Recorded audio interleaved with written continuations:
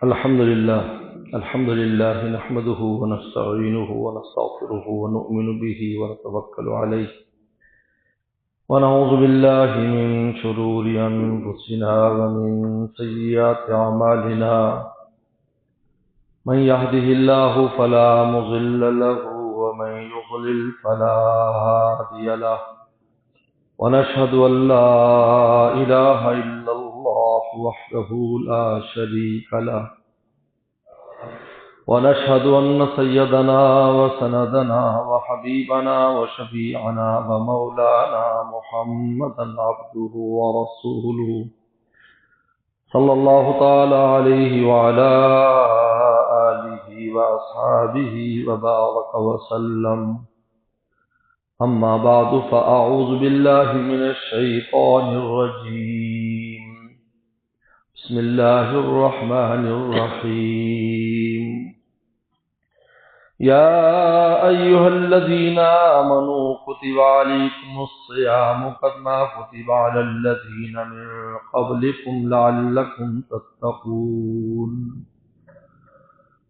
وقال النبي صلى الله عليه وسلم قال الله تعالى الصوم لي وأنا أجزي به أو كما قال عليه الصلاة والسلام. صدق الله وصدق رسوله النبي الكريم. میرے محترم بزرگ اور دوستو، اللہ تعالیٰ نے شعبان المعظم کا مہینہ دراصل رمضان کی تیاری کے لیے دیا ہے.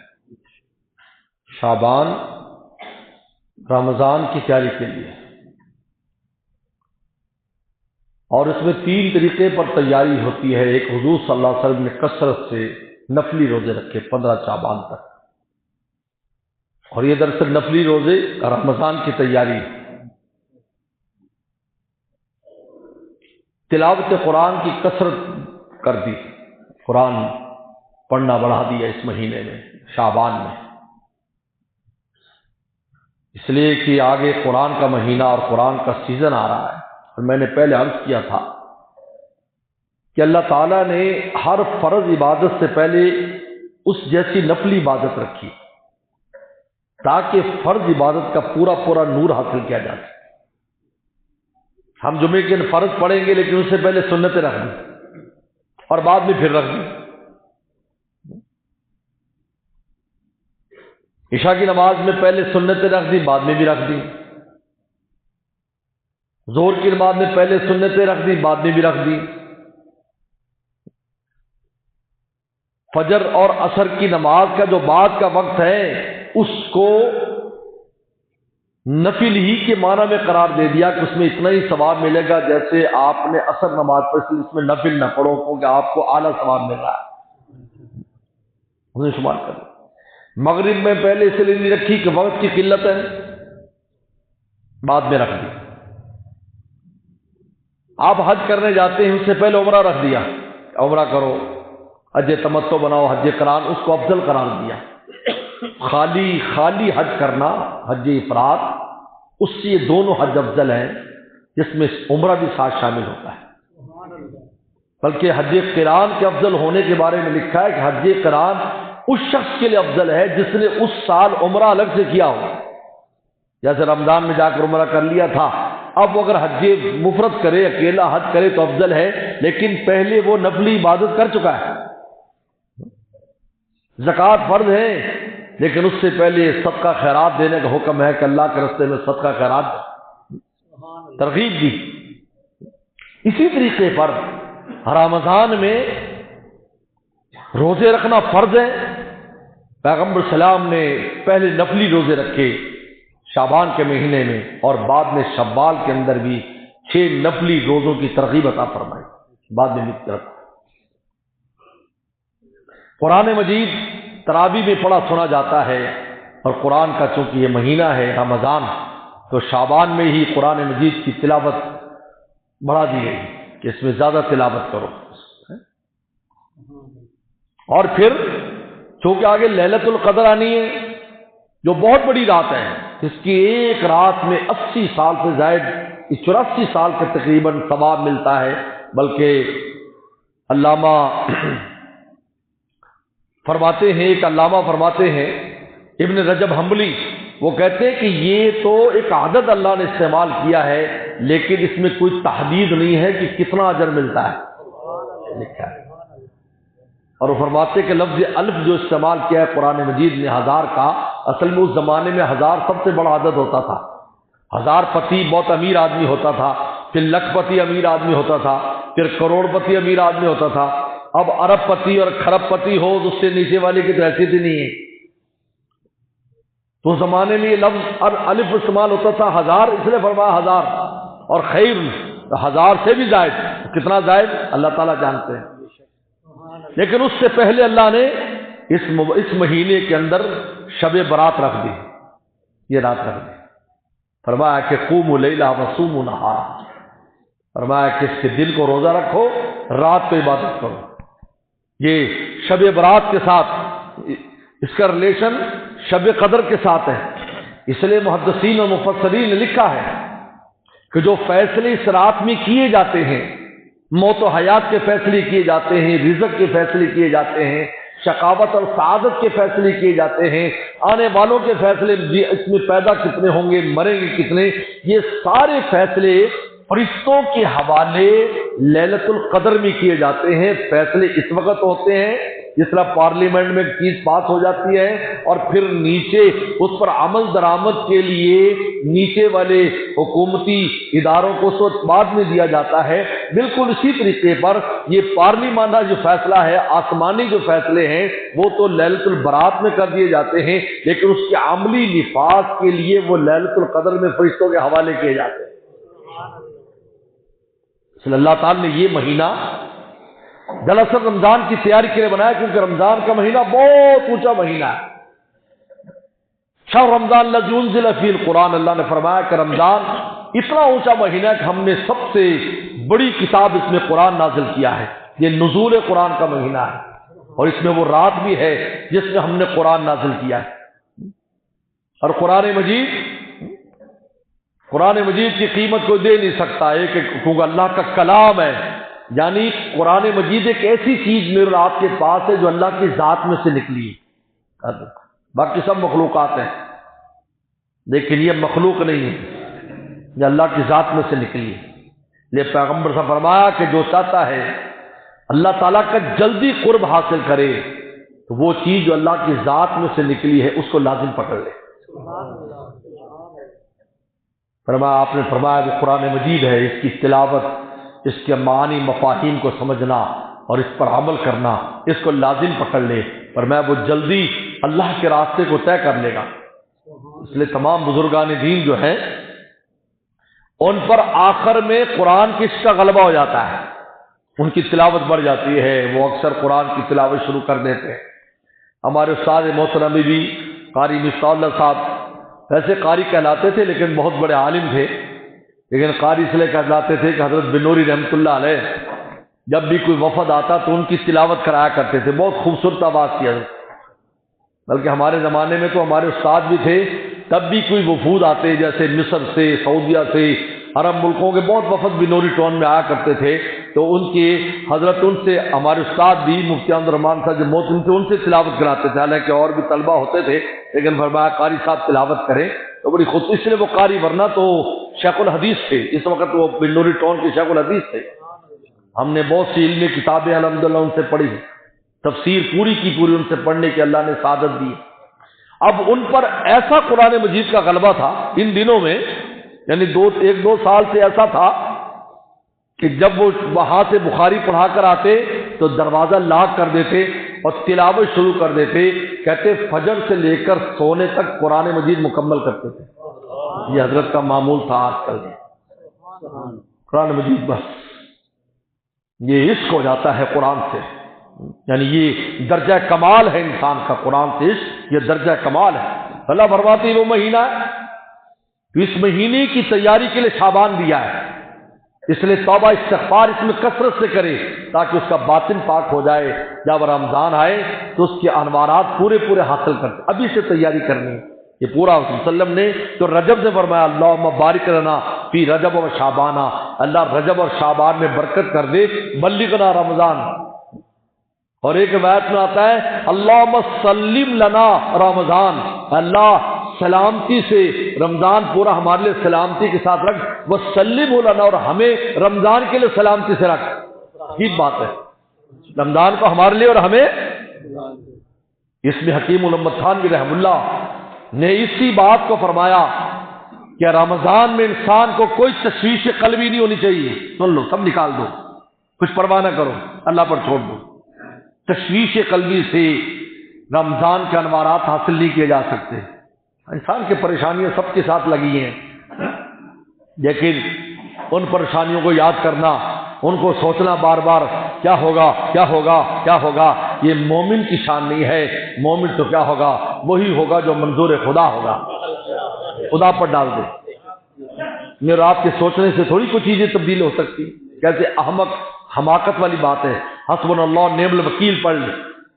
صحابہ اکرام کے پاس آئے غزوہ احد میں، جبکہ 70 صحابہ شہید اور 70 زخمی آہ آہ کر رہے، اس وقت کفار نے پیغام بھیجا کہ دوبارہ فوج آ رہی ہے تو ہمیں بالکل تہس نہس کر دے گی۔ تو اب اتنی تشویش، یعنی وہ صحابہ شہید اور وہ، لیکن اس میں کیا کریں، قالوا حسبنا اللہ نعم الوکیل، کہا کہ اللہ کافی، آنے دو، آئیں گے، دیکھی جائے گی، اللہ کافی ہے۔ قرآن نے کہا فانقلبوا بنعمت من اللہ، اس لفظ کہنے کی برکت یہ ہوئی کہ اللہ نے شکست کو فتح سے بدل دیا۔ رسول پیچھے گئے ان کے کہ چلاؤ آؤ دیکھتے ہیں کہاں آتے ہیں۔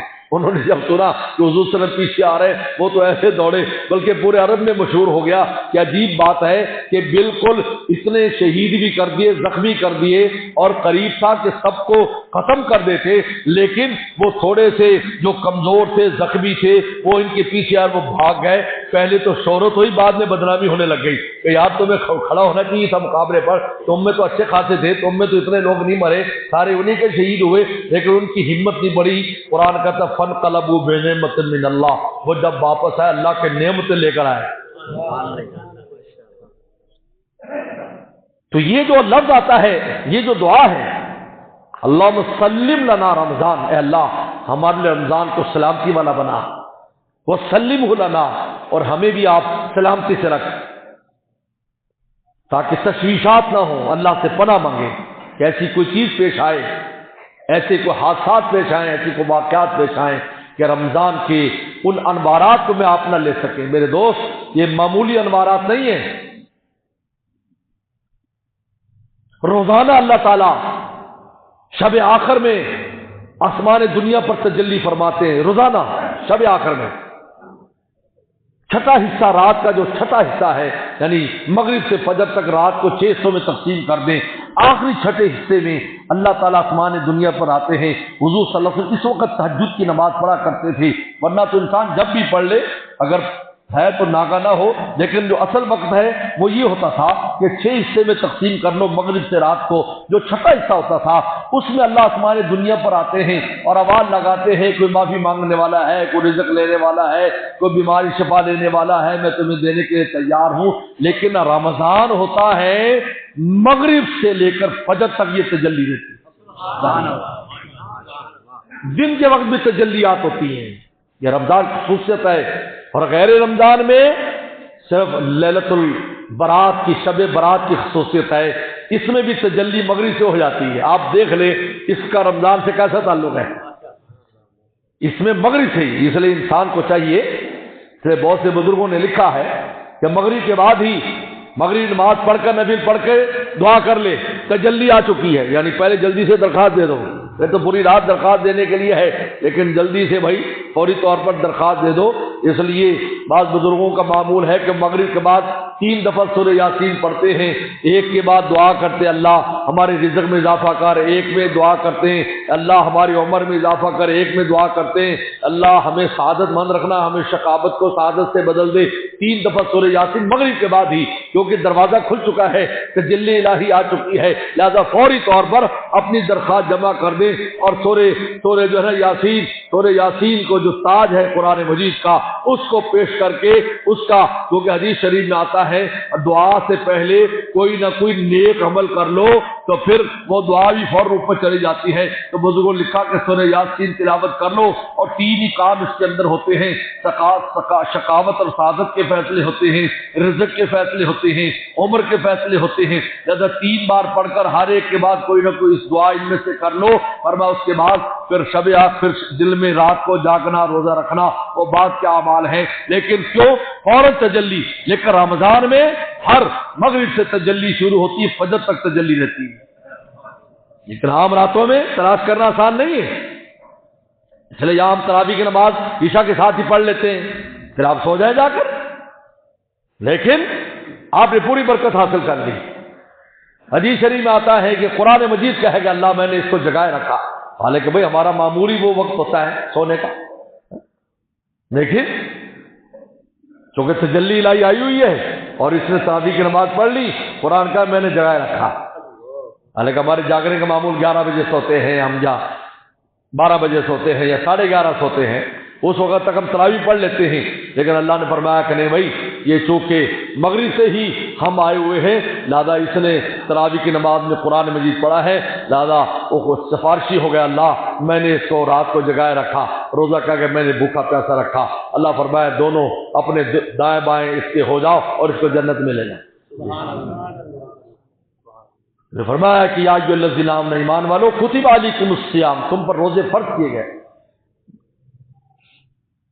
بتایا کہ روزے فرض ہیں، ایسے نہیں چھوڑنے، آج چھوٹے چھوٹے بہانوں سے جی میں مسافر میں جی ہو گئے وہ ہو گئے، کیا مسئلہ ہے بھائی، چھوٹے چھوٹے بہانوں سے روزے چھوڑ رہے ہیں، کیا فلاں ہو گیا، حالانکہ بیماریوں میں روزہ فائدہ ہی دیتا ہے، بلڈ پریشر پر روزہ رکھا بلڈ پریشر ٹھیک ہو گیا، شوگر والے روزہ رکھ کے شوگر لیول پر آ گئی، کیونکہ شوگر بڑھتی کھانے سے، جب کھائے گا نہیں تو لیول پر آ جائے گی۔ ہمارے ایک انگلینڈ میں ہمارے ایک وہ ہیں مولانا صاحب، تو وہ باقاعدہ بتایا کرتے ہیں بھائی میں بھی شوگر والا ہوں اور اتنے سال ہو گئے، لیکن میں بتاتا ہوں بھی کیسے روزہ رکھنا اور کیسے تم نے مینج کرنا ہے، اور اس زمانے میں جب یہ انہوں نے بات کی تھی، شعبان تھا میں بھی وہی تھا، تو میرے پہلے میرا بیان تھا، پھر انہوں نے تھوڑی سی بات کی، لوگوں کو ہمت دلائی، تو اس وقت وہاں پر 18 گھنٹے کا روزہ تھا، 18 گھنٹے کا روزہ تھا، تو اتنا لمبا روزہ، دن بہت بڑا تھا، اور آج کل بالکل چھوٹا ہوتا ہے وہاں دن، بالکل چھوٹا تھا، فجر کی نماز 8 بجے ہوتی ہے اور مغرب کی 4 بجے ہوتی ہے، جو بالکل چھوٹا ہوتا ہے، جس میں لوگ وہاں کے بہت روزے رکھتے ہیں۔ یہ حدیث شریف میں آتا ہے کہ آپ نے سردی کو غنیمت باردہ قرار دیا کہ یہ ٹھنڈی مال غنیمت ہے جس میں لڑائی نہیں ہے، یعنی تم روزہ رکھو تو ٹھنڈی مال غنیمت ہے، کیونکہ دن اتنا بڑا نہیں ہوتا کہ انسان آسانی سے روزے سے گزار، پیاس ویسے نہیں لگتی، اور ایک دفعہ اچھا ناشتہ اچھا کیا ہو، پراٹھے کی جو نا وہ سحری کی ہو، تو شام تک بھوک بھی نہیں لگنی، آپ کو پیاس ویسے ہی نہیں لگتی انسان کو، اس لیے غنیمت باردہ، سردی کے روزوں کو غنیمت باردہ قرار دیا۔ غنیمت باردہ وہ ماری غنیمت جو بغیر لڑائی کے ہاتھ میں آتا ہے، گرمی کا مشکل ہوتا ہے، گرمی کا روزے وہ مشکل ہوتے ہیں۔ خیر میرے دوست، تو انہوں نے بتایا کہ میں خود روزہ رکھتا ہوں، لوگوں کو بڑی ہمت ہوئی، میں فرمایا کتب علیکم الصیام، ہم نے روزے فرض کیے تم پر، اور پھر اس کو آسان کیا، کما کتب الذین من قبلکم، تاکہ جیسے پہلوں پر فرض ہے ویسے تم پر فرض ہے، یعنی یہ ایسی چیز نہیں ہے کہ تمہاری موت واقع ہو جائے گی، ایسا کچھ نہیں ہے۔ آج تو ڈاکٹر اسی کو پیٹ رہے ہیں کہ بھئی بھوکے رہو کم کھاؤ، بھوکے رہو کم کھاؤ۔ ہمیں تو اللہ کا شکر ہے، اس لیے کہ رمضان اگر صحیح طریقے پر انسان گزار دے، پورے سال روحانی اور جسمانی دونوں صحتیں رہتی ہیں، روحانی صحت بھی جسمانی صحت بھی، کیونکہ ایک مہینہ ہمارے اندرونی اعضاء کو جو راحت ملتی ہے اور ان کو ریسٹ ملتا ہے، اس ریسٹ کے بعد بس پورے سال انسان صحت مند رہتا ہے، اس کا معدہ بھی صحیح کام کرتا ہے، دل بھی صحیح کام کرتا ہے، سب کچھ صحیح کام کرتے ہیں۔ اس لیے کہ اللہ نے انسانی جسم ایسا بنایا ہے کہ جب یہ بھوکا رہتا ہے تو سب ایسی چیزیں زائد چیزیں جو مضر ہیں وہ کھا جاتا ہے جسم، عجیب اللہ نے بنایا، یہ جسم کی زمین عجیب بنائی ہے، یہ خود اس کو ہضم کر دیتی ہے۔ اندر آپ کی جو اغلاط اور اخلاط چیزیں ہیں، غلیظ چیزیں ہیں جو انسان کو نقصان پہنچاتی، وہ جسم سارا خود کھا کے فنا کر دیتا ہے۔ مٹی تو ہے، مٹی میں آپ کوئی چیز بھی ڈال دیں، زہر بھی ڈال دیں مٹی میں کیسے کیسے مردے ہم دفن کرتے ہیں، لیکن کبھی ان کے دفن کرنے کے بعد اس کے اثرات زمین پر آئے؟ کرونا میں کتنے تم نے دفن کیے، کینسر والے کتنے دفن ہوتے ہیں، کوڑ والے کتنے دفن ہوتے ہیں، لیکن مٹی سب کو فنا کر دیتی ہے، سب کچھ کھا جاتی ہے۔ اللہ نے ہمیں بھی مٹی سے بنایا ہے، ہمارے جسم میں بھی رکھا ہے، لیکن موقع تو دے، اس کو کھانے پینے کا موقع تو دے۔ فرمایا رمضان فرض کتب علیکم الصیام، اور روحانی صحت ماشاءاللہ ماشاءاللہ، کہتے ہیں رمضان جس کا اچھا گزر جاتا ہے، فرمایا کہ 11 مہینے بھی اس کے اچھے گزرتے ہیں۔ سن لو، حکیم الامتحان بھی فرماتے ہیں اس میں تشویشات نہیں، دل سے نکال دو، کو تشویش چھوڑ دو یار، بعد میں دیکھیں گے، ابھی چھوڑو اس کو، اس مسئلے کو سوچو بھی نہیں، بعد میں انشاءاللہ آپ دیکھیں گے تو مسئلہ ہی حل ہوا ہوگا آپ کا۔ اور تشویش کرو گے اس لیے کہ خدا سے لینے کا زمانہ ہے، اور لینے کے زمانے میں آپ اپنے مسئلے میں پڑے ہوئے ہوں تو دینے والا کیسے آپ کو دے گا؟ مجھے بتائیں، ساقی آپ کے برتن میں ڈالتا ہو اور آپ کا برتن ہل رہا ہو کبھی دائیں کبھی بائیں، کون سا ساقی ہوگا جو اس کے اندر ڈالے گا، جو سکون سے محتاج بن کر آگے کرے گا؟ ساقی وہ 10 بار بھی کہے گا تو 10 بار اس میں ڈالے گا۔ اور یہاں تو اللہ دینے کے لیے رمضان بنایا، دینے کے لیے کہ میں تمہیں دیں گا، آؤ میرے بندو آؤ، مغفرت رزق جو خزانے چاہیے میں تم کو دینے کے لیے تیار ہوں۔ تقسیمات ہوتی ہیں دن میں بھی رات میں بھی، عجیب بات ہے، دن میں بھی انوارات، رات میں بھی انوارات۔ ہم اپنی دکانوں پر کام کر رہے مشغول ہیں، لیکن نہیں، نور برس ہے اوپر سے۔ بس آپ تقوی کے ساتھ رہیں، آپ کو ایسا کام نہ کریں جس سے آپ کے دل کا برتن گندا ہو، اور دل کے برتن کی جو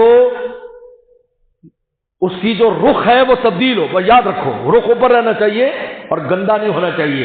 پھر دیکھیے آپ کچھ بھی کر رہے، آپ کا ٹینکی فل ہوتی رہے گی۔ کیوں بھائی؟ تم جاتے ہو وہاں پر پیٹرول پمپ پر، وہ ٹینکی وہ ڈال دیتا ہے اور آپ گاڑی آگے پیچھے کرتے رہو، کبھی ڈالے گا پائپ اس کے اندر؟ بولو بھائی، جہاں اندر کوئی ٹینکی کے اندر کوئی ایسی خرابی ہے، پانی شانی پہلے کسی نے ڈال دیا ہے تو کون تیل ڈالے گا؟ آپ ڈال دیتے ہیں، آپ گپے مار رہے ہیں، گاڑی کھڑی ہے، گاڑی بھر رہی۔ اللہ تعالی نے ہماری قلب کی ٹینکی بھی ایسی بنائی ہے، بس 2 کام کرنے ہیں، ٹینکی گندی نہیں ہونے دینی اور ٹینکی کا رخ مولک تو رکھنا ہے۔ آپ اپنا کام کرتے رہو، ٹینکی نور سے بھرتی رہے گی۔ اور گر کی بات سن لو، کام کرتے رہو، دکانداری کرو، یہ کرو وہ کرو، لیکن ٹینکی اوپر ہونی چاہیے، اس کا رخ اوپر ہو۔ اللہ سے لینے والے بس بنو، اللہ تعالیٰ سے لینے والے بس بنو۔ یہ آپ نے یہ کام کرنا ہے، آپ کا کام یہ۔ تو پھر دیکھیں کہ دن میں بھی انوارات، رات میں بھی انوارات، اور پھر روزہ پورے کا پورا نور ہے دن میں، پورے کا پورا۔ اور میں صوم لی و ناجلی، اللہ فرماتے روزہ خاص میرے لیے، الگ ساری باتیں اللہ کے، لیکن روزے کو اپنی ذات کے ساتھ خاص کیا اللہ تعالیٰ نے، اس لیے کہ روزہ ایک ایسی عبادت ہے جس میں میں اور آپ اللہ تعالیٰ کے اخلاق کو لے لیتے ہیں۔ تخلقوا باخلاق اللہ، حدیث میں آتا ہے اللہ کے اخلاق اختیار کرو۔ اور اخلاق کیونکہ اللہ کھاتے پیتے نہیں ہے، کچھ دیر کے لیے ہم بھی کھاتے پیتے نہیں ہیں، فرشتوں کے ساتھ ہم مل جاتے ہیں، وہ کھاتے پیتے نہیں ہیں، ہماری تشبہ ہو جاتی ہے فرشتوں کے ساتھ، اللہ تعالیٰ کے اخلاق میں سب حصہ لے لیتے ہیں۔ پر میں صوم لی، روزہ خاص میرے لیے ہے، کیونکہ باقی جتنی عبادت ہے میرے دوستوں، نماز روزہ یہ اللہ تعالیٰ کی ذات ان سب سے مبرہ ہے، لیکن میں اور آپ جو روزے کی کیسی بات ہے کہ اللہ تعالیٰ کے اخلاق میں سے اخلاق لیتے ہیں۔ پر میں اللہ کے اخلاق اختیار کرو، اس لیے رحم دلی اپنے اندر پیدا کرو، کیونکہ اللہ کے اخلاق میں سے ہے معافی پیدا کرو، اللہ کے اخلاق، یہ سب اللہ کے اخلاق ہیں۔ تخلقوا باخلاق اللہ، تو ہم کھاتے پیتے نہیں ہیں، تو اخلاق الہی کا ایک جو ہے ہم اس کی نقل کی کوشش کرتے ہیں، اور وہ ایک تشبہ اختیار کرتے ہیں، فرشتوں کے ساتھ تشبہ اختیار کرتے ہیں۔ فرمایا صوم لی، فرمایا کہ روزہ خاص میرے لیے ہے، وانا اجزی بھی، اور میں ہی خود اس کا بدلہ دوں گا، میں ہاتھ سے بدلہ دوں گا۔ اللہ تعالیٰ روزے کا بدلہ دینے میں کوئی واسطہ استعمال نہیں کریں گے، بلکہ براہ راست اپنے دستے مبارک سے روزے داروں کو دیں گے۔ بلکہ بعض روایات سے تو آتا ہے کہ روزے داروں کو تو حساب کتاب سے پہلے ہی اپنے عرش کے نیچے بلا لیں گے، عرش کے نیچے پہلے ہی بلا لیں گے، یہاں آ جاؤ تم، دنیا میں تم نے میرے لیے روزے رکھے، حالانکہ سال میں ہم 1 مہینہ روزے رکھتے ہیں، لیکن اللہ اس 1 مہینے کے روزے کو سال بھر کا روزہ شمار فرماتے ہیں، کیونکہ 1 پر 10 دیتے ہیں، 300 روزہ، 30 دن کے 300 روزے ہیں، اور اگر 6 روزے وہ ساتھ ملا لیں جو شوال میں ہیں تو 360 ہو جاتے ہیں۔ حدیث شریف میں آتا ہے جو رمضان کے ساتھ وہ 6 روزے بھی رکھتا ہے اس نے پورے سال روزے رکھے ہیں۔ اب بتائیے ہماری زندگی میں ہم اگر روزہ رکھیں گے اور وہ 3 روزے ساتھ ملا لیں، اگر نہ بھی ملائے کوئی بات نہیں، تو ہماری زندگی کا غالب حصہ روزے داروں میں شمار کیا جائے گا کہ یہ آدمی زندگی کے اکثر حصے میں روزے دار تھا، کیونکہ 1 پر 10 ملتا ہے۔ اس لیے تو ہماری نماز 5 کی بجائے 50 ہے، 50 لائے۔ رسول معراج میں اللہ تعالیٰ نے فرمایا اے میرے محبوب ہے 5، لیکن جب میرے پاس آئے گی تو 50 لکھوں گا، عدد پورا کروں گا 50۔ یہ نماز یہاں سے اوپر جاتی ہے نا، تو اوپر جا کے 10 ہو جاتی ہے۔ ایک نماز پڑھی، جمعہ پڑھا، فرمایا 10۔ اس حدیث شریف میں آتا ہے کہ ایک آدمی جمعہ پڑھتا ہے اور پھر اگلا جمعہ پڑھتا ہے، تو فرمایا اس جمعے سے اگلے جمعے اور 3 دن زائد تک اس کے گناہ معاف کر دیے جاتے ہیں، کیونکہ 3 دن زائد اس لیے کہ جمعہ 7 دن، 3 دن 10، یعنی ایک جمعے کا اثر 10 دن تک پڑتا ہے۔ ایک جمعے سے 10 دن، تو ایک نماز 5 نماز 10 نمازیں، تو رات تک 50 نمازیں۔ تو میرے دوستو یہ 1 مہینے کا روزہ پورے سال کا روزہ ہے۔ تو آپ دیکھیے زندگی میں روزے رکھتا ہے تو گویا کہ پوری زندگی اس نے روزے رکھے ہیں۔ فرمایا صوم لی وانا زندگی بھی، یہ روزہ میرے لیے، میں خود اس کا بدلہ دوں گا۔ اس لیے میرے دوستو ابھی سے یہ نیت کرو، تمام کریں۔ لیلۃ البرات بھی آ رہی ہے منگل والے دن انشاءاللہ، منگل کو لیلۃ البرات ہے، اور جامع علوم میں بھی ذکر اذکار اور مجلس وعظ وغیرہ بھی ہوتی ہے، تو اس کے لیے آپ اس میں بھی شامل ہوں، انفرادی بھی عبادت کریں اور صدقہ خیرات بھی کریں۔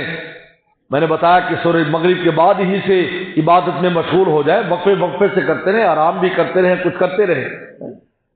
اللہ تعالیٰ کو دکھائیں بھئی ہم شوق میں ہیں، ہم رمضان کے انتظار کر رہے ہیں۔ آپ نے پہلے جو بھی ہے، اور روزہ جو بھی رکھ سکتے ہیں تو چند روزے رکھ لیں، زیادہ نہیں، تاکہ نفلی روزے اور تلاوت قرآن ابھی سے اس کی مشق شروع کر دیں۔ حافظ بیچارے تو سارے شروع ہو گئے، آپ بھی تو لگے ہوئے بیچارے، اس لیے کہ انہیں تلاوت بھی سنا نہیں، لیکن ہم انتظار کر رمضان آئے گا تو کریں گے۔ بھئی ایسا نبی رمضان سے پہلے تیاری کر لو تاکہ پورے قرآن کے انوارات ہم کو حاصل ہو جائے۔